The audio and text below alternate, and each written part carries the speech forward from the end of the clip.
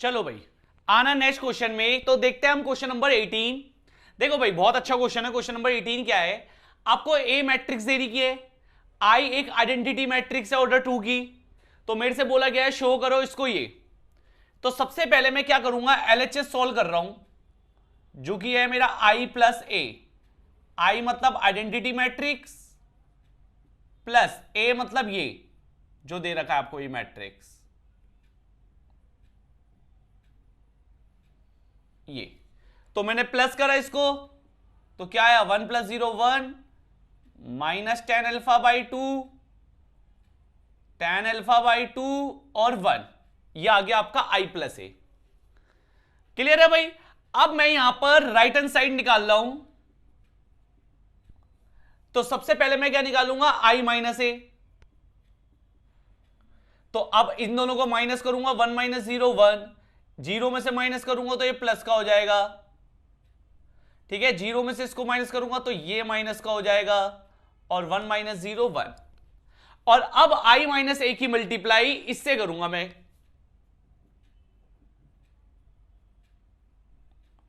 Cos alpha. देखो भाई 11th class में कॉस अल्फा साइन अल्फा के फॉर्मूले होते थे इन टर्म्स ऑफ टेन, यानी कि टेन के। अब ये 12th क्लास में और एक्सरसाइज में भी आपके यूज होगा, ठीक है ना, और हुआ भी था आपका।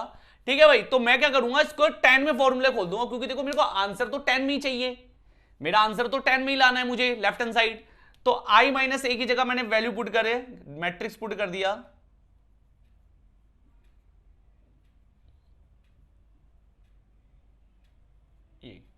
और इसका फॉर्मूला सबसे पहले कॉस अल्फा का फॉर्मूला होता है 1 माइनस टेन स्क्वायर अपॉन में 1 plus ten square alpha by 2। ठीक है, एंगल का हाफ हो जाता है। साइन का होता है -2 tan अल्फा बाई 2 अपॉन में 1 plus ten square alpha by 2। ये माइनस तो ये वाला लगा है, फॉर्मूले में कोई माइनस नहीं होता। सेम ऐसी 2 tan अल्फा बाई 2 अपॉन में 1 plus ten square alpha by 2। और कॉस का 1 minus ten square alpha by 2 upon में 1 plus ten square alpha by 2।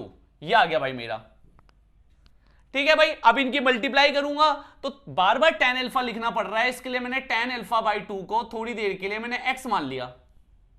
तो ये क्या नजर आएगा आपको भाई, 1x minus x 1 into 1 minus x square upon में 1 plus x square minus 2x upon में 1 plus x square, 2x upon में 1 प्लस एक्स स्क्वायर, और 1 माइनस एक्स स्क्वायर अपॉन में 1 प्लस एक्स स्क्वायर। चलो भाई मल्टीप्लाई करते हैं। कैसे करेंगे, फर्स्ट रो फर्स्ट कॉलम। तो अगर मैं 1 की मल्टीप्लाई इससे करूंगा तो एज इट इज आ जाएगा ये। फिर x की मल्टीप्लाई इससे करूंगा तो क्या होगा, 2x इंटू एक्स क्या हो जाएगा, 2x स्क्वायर। ये ठीक है। अब मैं फर्स्ट रो की सेकंड कॉलम से करूंगा, 1 की मल्टीप्लाई से करूंगा तो क्या आएगा, -2x अपॉन में 1 प्लस एक्स स्क्वायर। अब जब मैं x की करूंगा मल्टीप्लाई तो जरा ध्यान से, x की पहले 1 से करी x, फिर x की माइनस एक्स स्क्वायर से करी, यह आ गया भाई आपका। क्लियर है भाई। अब ऐसी सेकंड रो फर्स्ट कॉलम से आ जाओ भाई, -x की 1 से करी -x, minus minus plus x की एक्स स्क्वायर से करी x की पावर 3। ठीक है, अब 1 की इससे करी, ये आ गया। फिर second row second column minus minus plus 2x square, और 1 की इससे करी, ये आ गया। लो भाई ये आ गया। ठीक है, देखो भाई डिनोमिनेटर तो सेम है, तो न्यूमरेटर आप डायरेक्ट प्लस माइनस कर सकते हो। तो क्या आ जाएगा, 2x स्क्वायर में से x स्क्वायर गया, 1 प्लस एक्स स्क्वायर। ठीक है, -2x plus x minus x. ठीक है, 2x में से x गया x, ये, और 2x स्क्वायर में से x स्क्वायर गया खाली x स्क्वायर, ये आ गया। ये कैंसिल ये कैंसिल, तो ये बचा 1, यहां से -x कॉमन ले लो,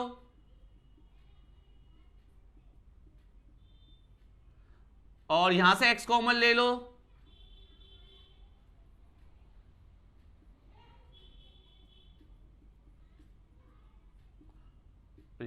कटा। तो भाई इसका आंसर क्या आ गया, 1 माइनस एक्स एक्स वन, जहां पर x क्या था आपका tan अल्फा बाई 2।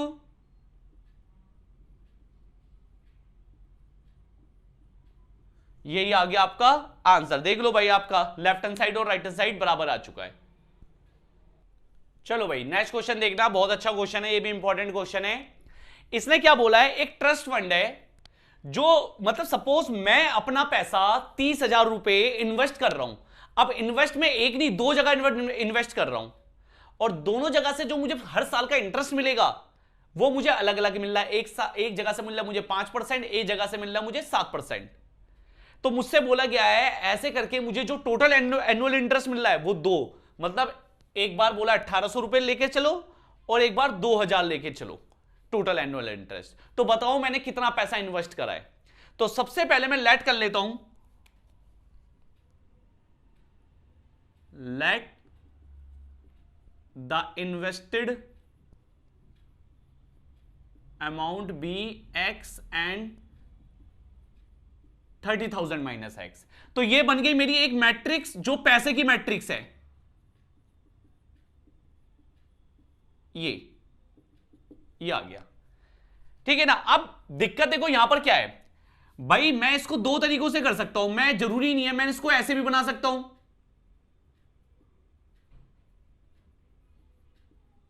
ये ऐसे कैसे भी बना सकता हूं मैं इसको, ऐसे भी ऐसे भी। तो देखो फर्क कहां आएगा, कैसे करना होगा। अब चलो बना लिया आपने। अब दूसरी मैट्रिक्स किसकी होगी भाई, रेट ऑफ इंटरेस्ट की। भाई जाहिर सी बात है ना, दूसरी का है आपका रेट ऑफ इंटरेस्ट। तो एक का है 5% और एक का है 7%। देखो आप पहली मैट्रिक्स कैसे बनाते हो वो आपके ऊपर डिपेंड करता है, आप ऐसे बनाओ चाहे ऐसे बनाओ।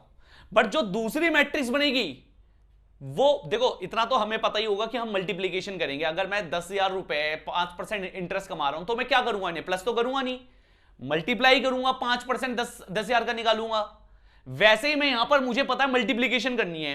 देखो मल्टीप्लीकेशन का रूल होता है पहला हमारा कि ऑर्डर चेक करना, ठीक है ना, ऑर्डर से देखना कि पहले वाले का कॉलम दूसरे वाले की रो सेम होती है, ठीक है, ये भी जो भी है। मगर यहां पर उससे बेहतर तरीका है, जब आप वर्ड प्रॉब्लम टाइप के क्वेश्चंस कर रहे हो, आपको करना क्या है, पहली मैट्रिक्स आप जैसे बना रहे हो वैसे बना लो। अब इंटरेस्ट, ये जो पैसा है ये फर्स्ट बॉन्ड और सेकंड बॉन्ड है। अब जो दूसरी मैट्रिक्स होगी उसका जो फर्स्ट बॉन्ड और सेकंड बॉन्ड आना चाहिए वो कॉलम में आना चाहिए, यानी कि ऐसे, तभी मल्टीप्लाई पॉसिबल है। अब जैसे सपोज मैंने पहली वाली मैट्रिक्स का यहां उतार दिया, तो दूसरी वाली मैट्रिक्स की कहां पर आएगा, ये रो में, ऐसा। क्लियर है भाई। तो भाई हम क्या करेंगे, यहां पर ए की बी से मल्टीप्लाई कर देंगे, और पैसा कितना मिल रहा है मुझे, 1,800 रुपए। तो ए की बी से मल्टीप्लाई कर देते हैं,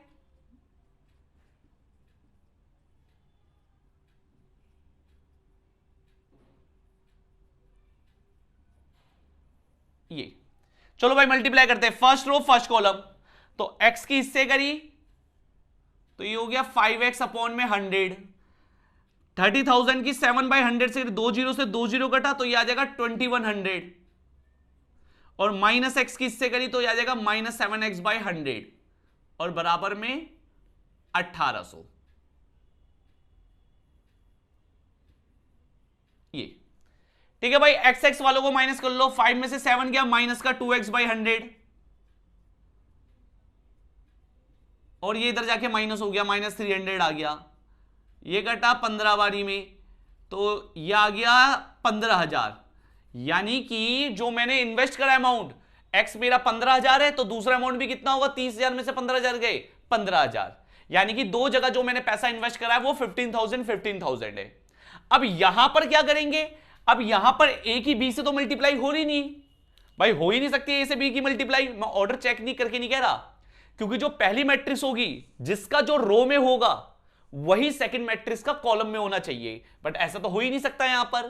तो यहां पर आप क्या करोगे, बी की ए से मल्टीप्लाई करोगे, बी की ए से मल्टीप्लाई, ठीक है। तो देखो भाई आपका आंसर आ जाएगा सेम मल्टीप्लीकेशन तरीके से। क्लियर है भाई। ऐसे ही सेकंड पार्ट में हमने क्या करना है, बराबर में 2000, यानी कि सेम कैलकुलेशन होगी, बस बराबर में क्या लेके चलना है आपने, 2000 लेके चलना है, आपका क्वेश्चन हो जाएगा। क्लियर है भाई।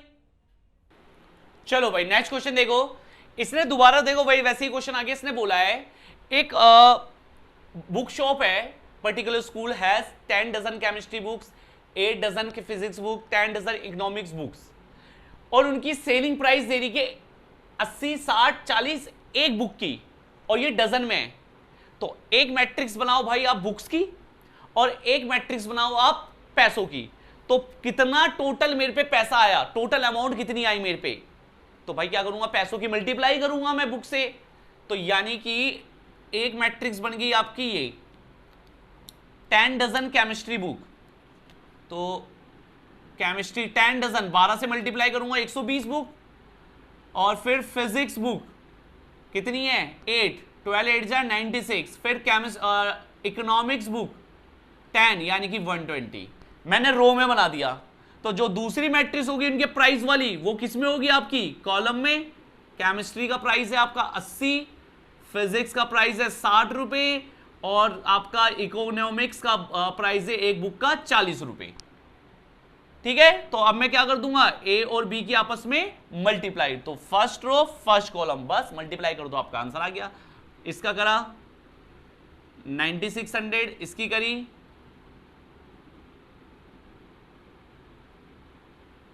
ये आ गया, प्लस इसकी करी ये आ गया, तो आपका प्लस कर दो भाई। तो 0 6 6 6 8 7 15 6 21 2 4 6 6 5 प्लस 11 11 और 9 20, तो आपका आंसर आ गया 2160। चलो भाई नेक्स्ट क्वेश्चन में आते हैं, आखिरी क्वेश्चन से, मल्टीपल चॉइस क्वेश्चन है, जरा ध्यान से सुनना। इसने बोला है एज्यूम करना है, एज्यूम है कि ये सब इनके ऑर्डर है, मतलब आपका x का जो ऑर्डर है वो है 2 क्रॉस n, y का जो ऑर्डर है वो है 3 क्रॉस k, z का जो ऑर्डर है वो है 2 क्रॉस p, और w का जो ऑर्डर है वो है आपका n क्रॉस 3, और p का जो ऑर्डर है वो है p क्रॉस k। ये ऑर्डर दे रखे हैं, तो मेरे से बोला गया इनकी रिस्ट्रिक्शन बतानी है, एनपी के इनकी P Y plus W Y define कर रखा है। चलो भाई पहले तो आ जाता है पी वाई में। मल्टीप्लीकेशन रूल क्या कहता है कि पी और वाई की जब मैं मल्टीप्लाई करूं इन दोनों की, तो पहले वाले का कॉलम और दूसरे वाले की रो सेम होनी चाहिए। तो यहां पर इसका कॉलम क्या है के, और इसका रो कितना है 3, तो इसका मतलब यह है कि के किसके बराबर है 3 के।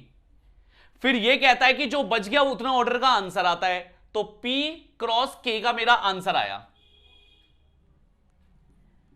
ये निकला पी वाई से। सेम ऐसे अब मैं डब्ल्यू वाई से निकालूंगा। चलो डब्ल्यू का क्या है भाई, डब्ल्यू का ये है 3 कॉलम और ये रो है 3, ठीक है बढ़िया है। तो बच क्या गया एन क्रॉस के, ये आंसर बच गया, ये आ गया। अब दोनों को क्या करना है एडिशन, और एडिशन कब होता है जब दोनों के ऑर्डर सेम होते हैं। तो दोनों के ऑर्डर सेम होते हैं तो भाई यानी कि P किसके बराबर होना चाहिए एन के, ये ओके, तो के बराबर है ही। तो आपकी दो चीज निकली 3 और P बराबर n, यानी कि ऑप्शन नंबर क्या आ गया आपका ए।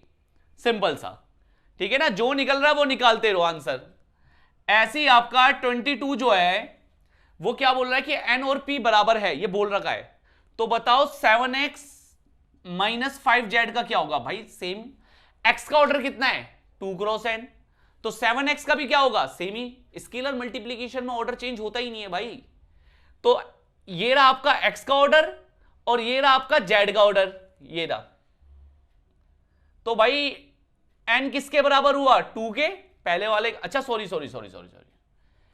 भाई, इसका क्या होता है सब्ट्रैक्शन करना है तो ऑर्डर सेम होना चाहिए, वही एडिशन की तरह। तो यानी कि 2 के बराबर है और n किसके बराबर है p के, इससे मेरा निकला n बराबर p।